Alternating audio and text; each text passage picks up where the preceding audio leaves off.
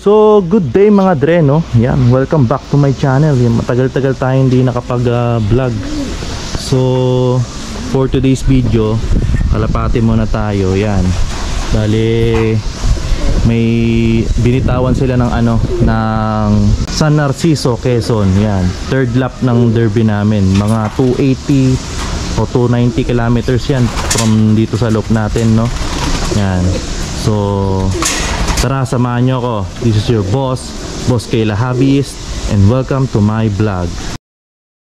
Boss Kayla.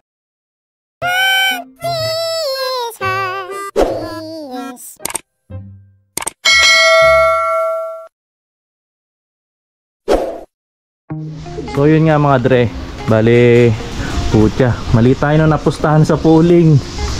Yan. Dumating tayo, tatlo na sa apat na niload natin, tatlo na yun nandito. Bali yung unang ibon natin is nasa 1128 pa yung speed niya. Yan, popost ko sa screen yung screenshot natin. Yan, third lap na to mga dre. Yan, San Narciso, Quezon. Yan. So pagdating nila, wala, plain water pa lang talaga yung binibigay ko. Yan ay nakasanayan nila. Ayoko na mag-introduce ng bago. Okay na may pauwian natin eh. Yan, pero sa 3 laps na yon, bali sa 4 na ibon, isa na lang yung live natin, yung itim na yan. Yan.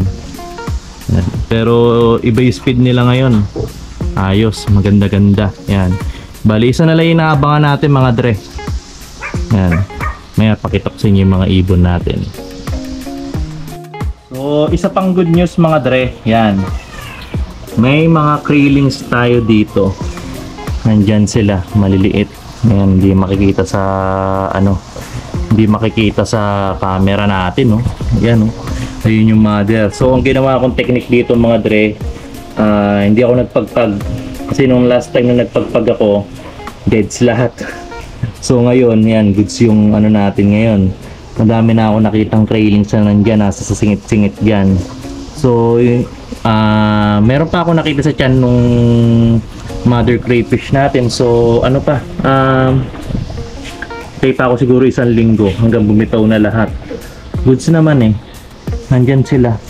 Yung makikita nyo doon sa pagitan, no? May nakatayo doon, no? Ayun, yung parang nakatayong yan sa gitna ng mga PVC pipe natin.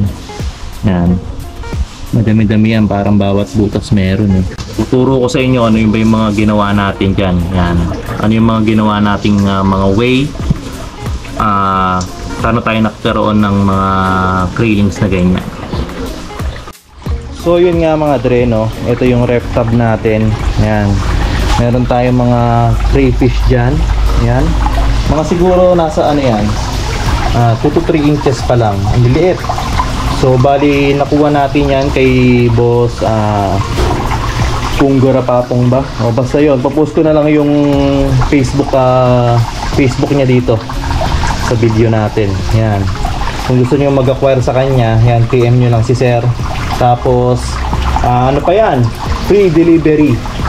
Within, syempre sa malalapit lang. Free delivery yan. Alam ko taga Tarlac si sir, pero nahatid niya dito kasi sa Bataan area tayo. Yan. So yan mga dre, oh. Pero kahit ganyan kaliliit yan mga dre, proven yan. Nakapagpa-egg na ako ng apat na piraso, no. Pero yun nga, ang napapisa natin is yung isa lang, no. Hindi natin sure ang nangyari dun sa iba, pero goods naman.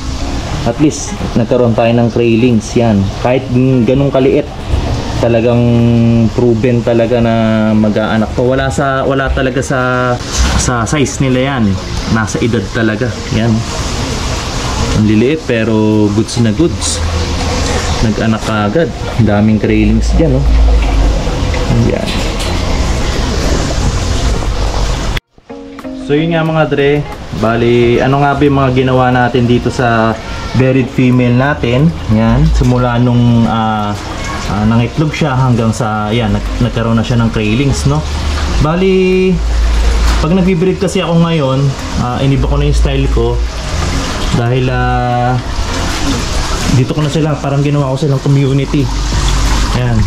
Bali every siguro 2 to 3 weeks bago ko sila i-check. Yan. Pag na-check ko na, nakita akong buntis, hayaan ko muna mga dre ng 1 linggo pa. After a week, yon, doon ko sila kukunin at ililipat ko na dito.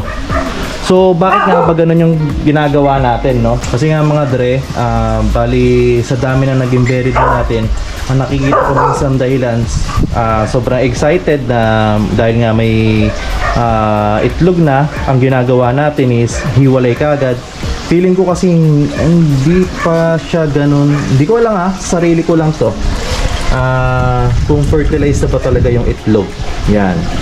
So yun nga, pagkagaling doon, pagka-check, nakitang buried, after a week, doon ko pa lang sila kukunin, ililipat natin dito. Pero ang importante mga dre, i-acclimate nyo muna yung mga crayfish nyo bago nyo ilagay sa panibagong tank. Yan. So yan, tapos yan, ang ginagawa ko dyan, hindi ko na sila gagalawin dyan, no? Pag nandyan na sila, tingnan nyo yung dumi, walang linis-linis yan. Bali ang ginagawa ko lang, di natin kasi may iwasan yung tubig mag-evaporate. So yung nawawalang tubig, pinapalitan lang natin, no? So anong ginagamit kong tubig? Nawasa lang, no? Pero gumagamit tayo ng mga water conditioner para goods yung mga crayfish natin. So yan, tingnan nyo, naging okay naman yung ginawa natin mga dre. Magkaroon tayo ng railings, no? Yan. Yun nga mga dre, time check tayo. Bali ang oras ngayon is, makikita ba? 11:31. Yan. So ang cut off natin is ano pa, 1:30 pa, no? Hanggang 1:30 tayo mag-aabang. Isa na lang naman na yung kulang natin eh. Yan. Sa 4 na niload natin, isa na lang yung kulang. Bibilis ng mga ibon ngayon. Yan sila. So update ko kayo kung makakauwi pa yung isa.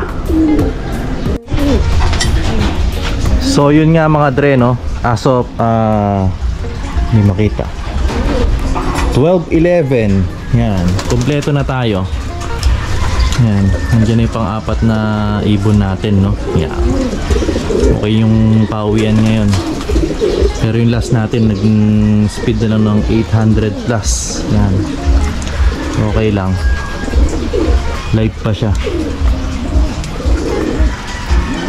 So yun nga mga dre, kung nagustuhan mo yung,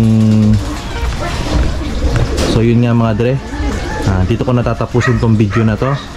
Kung nagustuhan mo yung video na to, don't forget to like, share, and subscribe. Please mga dre, suportahan natin yung channel natin. Yung channel ko. Yan. Okay, suportahan. Hindi ko natatapusin yung video na to. Thank you. Let it, let it, let it, let it, let it, let it, bang, bang.